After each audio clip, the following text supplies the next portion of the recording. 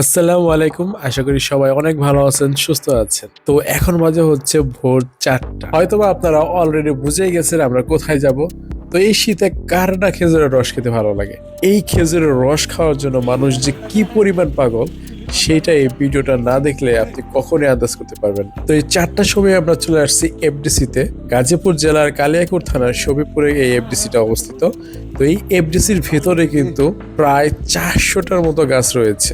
আর এই সব গাছ থেকে যে পরিমাণ রস সংগ্রহ করা হয় তার প্রায় সবগুলাই কিন্তু বিক্রি হয়ে যায় এই ভোরবেলাতেই। আর আমরা আসার কিছুক্ষণ পরেই একের পর এক বাইক আসতে থাকে, আর বাইকের সংখ্যা এতটাই বেশি যে পুরা রাস্তা জ্যাম হয়ে যায়। পরে পরিস্থিতি সামলানোর জন্য এফডিসির ভিতরে সিকিউরিটি গার্ড চলে আসে বাইরে। আপনি চিন্তা করতে পারেন কি পরিমাণ হাইপ চলতেছে এখানে, যে ফজর আজানও এখনো দেয়নি, অথচ এতগুলা মানুষ এসে হাজির শুধুমাত্র রস খাওয়ার জন্য।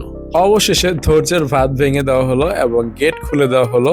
আর গেট খোলার পরই হুড়মুড় করে ঢুকে পড়তেছে সবাই। কে কার আগে গিয়ে সিরিয়াল নেবে তার জন্য তো কিছু লোক গেট দিয়ে ঢুকেই দিছে দৌড়। আর এইভাবেই একদম সকাল পর্যন্ত মানুষ আসতেই থাকবে। সকালের সিনারিটা আপনাদেরকে দেখাবো। সোজা গিয়ে কিছু দূর হাঁটার পর বাম দিকে আরেকটা রাস্তা চলে গেছে, সেইখান দিয়ে আরেকটু সামনে গেলে কিন্তু রস বিক্রি করতেছে সেখানে। আর সেইখানে সিরিয়াল দিয়ে রস কিনতে হচ্ছে। চিন্তা করা যায়, সিরিয়াল দিয়ে আপনি রস কিনে খাবেন। ইতিমধ্যেই আমাদের কিছু বন্ধু বান্ধব চলে গেছে অলরেডি সিরিয়াল দেওয়ার জন্য। একের পর এক রস কিন্তু চলে আসতেছে, আর তারা এখান থেকে রসগুলো বিক্রি করতেছে। প্রতি লিটার রস বোতলের দাম সহ ১২০ টাকা। আরেকটা কথা বলে রাখি, আমি আমার লাইফে এখনো এই রস খাওয়ার জন্য যে এত মানুষের ভিড় হয় এই ভোর ৪টার দিকে, এইটা আমি কখনোই দেখিনি। আপনারা কেউ দেখেছেন কিনা, বা আপনাদের এলাকায় কোথাও এভাবে রস বিক্রি করে কিনা, সেটা কিন্তু অবশ্যই কমেন্টে জানাবেন। একের পর এক লোকজন আসতেছেই তো আসতেছে, কোনো থামাথামি নাই। আর এই হচ্ছে সেই কাঙ্ক্ষিত রস, যা খাওয়ার জন্য এত দূর থেকে মানুষ আসে। আরামের ঘুম হারাম করে মানুষ এখানে আসে এই রসটাই খাওয়ার জন্য। আর হ্যাঁ, তাদের কাছে কিন্তু ওয়ান টাইম গ্লাস আছে, সেগুলো কিন্তু তারা বিক্রি করে ৩ টাকা করে, আর ২ লিটার বোতল বিক্রি করে ২০ টাকা করে। বুঝতেছেন, ২ লিটারের খালি বোতল বিক্রি করে ২০ টাকা করে, আর রস প্রতি লিটার ১২০ টাকা। তো যারা যারা রস খেতে আসছে তাদের কাছে কিন্তু দামটা মুখ্য বিষয় না, রসটাই মুখ্য বিষয়। আর এই হচ্ছে রসের হাড়ি। এরকম শত শত হাড়ি কিন্তু আরো রয়েছে, যেগুলো থেকে রস সংগ্রহ করে এইখানে নিয়ে আসা হচ্ছে। আর যদি এখানকার গাছের কথা বলি তাহলে বলবো এইখানে প্রায় সব টাইপের গাছ রয়েছে, একদম ছোট গাছ থেকে শুরু করে বিশাল বড় গাছও রয়েছে এখানে। এই কলসটা এখনো ভরা, এই কলসের রস এখনো তারা সংগ্রহ করেনি। এইটা মোটামুটি সাইজের একটা গাছ, অতটা বড়ও না আবার ছোটও না, মাঝারি টাইপের। আর এই পাশে আরেকটা গাছ আছে, এইটাও ছোট গাছই, মানে এগুলো আপনি হাত দিয়ে পারতে পারবেন। এর থেকেও ছোট গাছ রয়েছে, দাঁড়ান আপনাদেরকে দেখাচ্ছি। এই গাছটা একবার দেখুন কতটা ছোট। আর এই গাছটা এর আগেও ২বার কাটা হয়েছে, এটা হচ্ছে ৩য় বার রস দেওয়ার সময় তার। আর এতটাই ছোট যে আপনি উকি দিয়ে দেখতে পারবেন যে ভিতরে কতটুকু রস জমছে। সত্যি এত ছোট গাছের রস আমি অন্তত আজ পর্যন্ত দেখিনি। আপনারা কেউ দেখেছেন কিনা সেটা অবশ্যই কমেন্ট বক্সে কমেন্ট করে জানাবেন। খুবই ছোট, একদমই ছোট একটা গাছ। তো এটাতে যতটুকু রস হয়েছে এগুলো নিয়ে তারা আবার আরেকটা কলসে ঢালবে। একদিক দিয়ে রস বিক্রি হচ্ছে, আরেক দিক দিয়ে এরকম রস পেরে পেরে সেইখানে আবার জমা করা হচ্ছে। আর এই প্রসেসটা একদম সকাল পর্যন্ত চলতে থাকে। তো আমরা এই মুরব্বীকে জিজ্ঞাসা করেছিলাম যে এখানে মোটামুটি কতগুলো গাছ রয়েছে। তো তার মতে এখানে মোটামুটি প্রায় ৩৫০ থেকে ৪০০-র মতো গাছ রয়েছে। যদিও আসলে এগুলো গনে দেখার মতো না, অনেক বড় একটা এরিয়া। এটাকে এক ধরনের খেজুর বাগান আপনি বলতে পারেন। আর এইখানে আমাদের বাহিনীতে অথেন্টিক রস খাওয়ার প্রতিযোগিতা চলতেছে। ওয়ান টাইম গ্লাস পেতে রাখছে, এই গ্লাস ভরলে সেখান থেকে রস তারা খাবে। তো দেখতে দেখতে রসে কিন্তু অর্ধেকটা ভরে গেছে। Just kidding. যাই হোক, আমরা যে রসগুলো কিনেছি সেইখান থেকে রস আমরা খেয়ে দেখবো আসলে রসের স্বাদটা কেমন।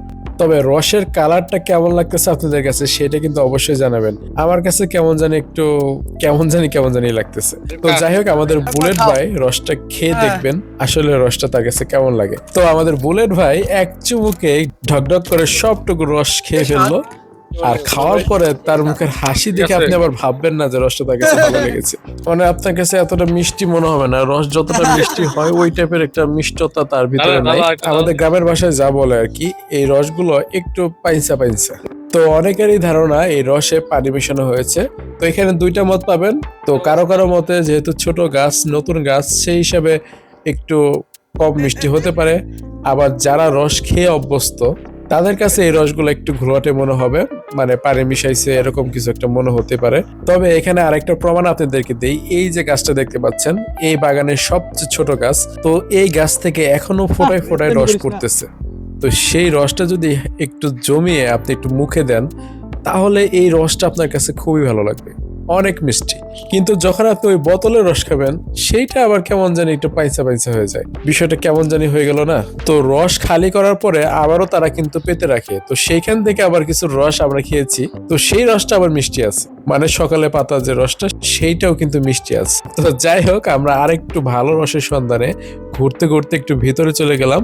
তো সেইখানেও অনেকগুলো হাড়ি পড়ে আছে, তো এইসব হাড়ি থেকে রস সংগ্রহ করে কিন্তু ওই যে বিক্রি করতেছে সেখানে নিয়ে গেছে। আর হ্যাঁ, আপনাদেরকে তো আরেকটা কথা বলাই হয়নি, এই রস কিন্তু কলস হিসেবে বিক্রি করা হয়, প্রতি কলস 1200 টাকা, আর একটু ছোট হলে 1000 টাকার ভিতরে তারা বিক্রি করে। তো দেখতে দেখতে কিন্তু সকাল হয়ে যাচ্ছে।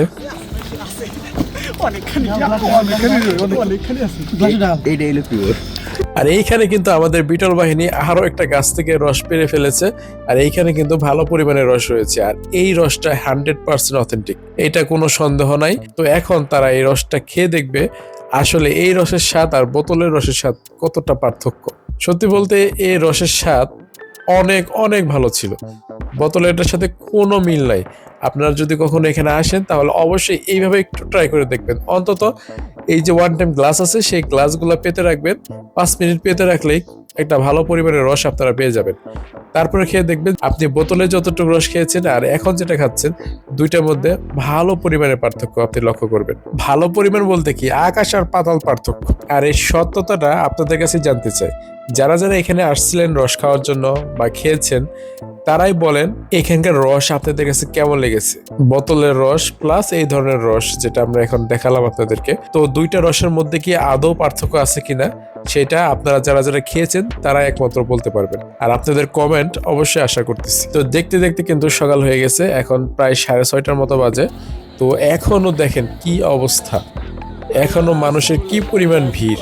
তো এই ভিড়টা কাটতে কাটতে 7টা 7:30 এমনকি 8টাও বেজে যাবে। কয়েকজন তো চিল্লা বলতেছে পুকুরের পানি আছে, পুকুরের পানি আছে। তো গাজীপুরের শফিপুরে এরকম জায়গাতে রস পাওয়াটাও একটা ভাগ্যের ব্যাপার। তবে যেহেতু রসের সংকট বর্তমানে প্রায় সারা বাংলাদেশে রয়েছে, সেই হিসেবে গাজীপুরের ব্যতিক্রম না। তো এরকম একটা জায়গা থাকার কারণে অনেকে আসতেছে রসের এক্সপিরিয়েন্সটা নেওয়ার জন্য। তো সেই এক্সপিরিয়েন্সটা যাতে ভালো হয় সেদিকেও কর্তৃপক্ষের নজর দেওয়া দরকার। তাদের যেহেতু প্রচুর পরিমাণে গাছ রয়েছে, রসের পরিমাণও ভালো, তাহলে ভেজালে না গিয়ে যতটুকু হয় অতটুকুর ভিতরে মানুষকে সন্তুষ্ট করা যায়, এটাই কিন্তু উচিত ছিল তাদের। তো আশা করতেছি তারা তাদের কার্যক্রমটা ভালোভাবে পরিচালনা করবে এবং ভেজাল মুক্ত রস আমাদেরকে উপহার দিবে। তো চাহিদা মেটানোর জন্য রসের পরিমাণ বাড়ানোর জন্য পানি মেশানো এটা আসলে ঠিক না। তাদের মিনিমাম মাসে ইনকাম, তাদেরই একজন কর্মচারী ভাষ্যমতে তাদের মিনিমাম ইনকাম হচ্ছে 3.5 থেকে 4 লাখ টাকা, মাঝে মাঝে সেটা 5 লাখ টাকা হয়ে যায়। তো এত টাকার রস বিক্রি করার পরও রসটা যদি ভেজাল দেন তাহলে কিন্তু মানুষের আস্থা বা বিশ্বাসটা হারিয়ে যাবে। তো যাই হোক, আপনারা কে কে আসছিলেন এখানে রস খাওয়ার জন্য, তো আপনাদের রস খাওয়ার অভিজ্ঞতাটা কিন্তু শেয়ার করতে পারেন আমাদের সাথে। আর যাওয়ার সময় একটা গান শুনতে শুনতে বাড়ি গেলে কেমন হয়, তো গানটা শুনুন। সবাই ভালো থাকবেন, সুস্থ থাকবেন, আল্লাহ হাফিজ। বুলিয়া আমারে সুখে কি না দুঃখে আছো রে বন্ধু, জানতে বড় ইচ্ছে করে, মনে প্রাণে আছো তুমি, আছো এই মাদারে, বন্ধু হয়ে বন্ধুর মনে রে, বন্ধু কে মনাগাত করে, সুখে কি না দুঃখে আছে রে বন্ধু, জানতে বড় ইচ্ছে করে।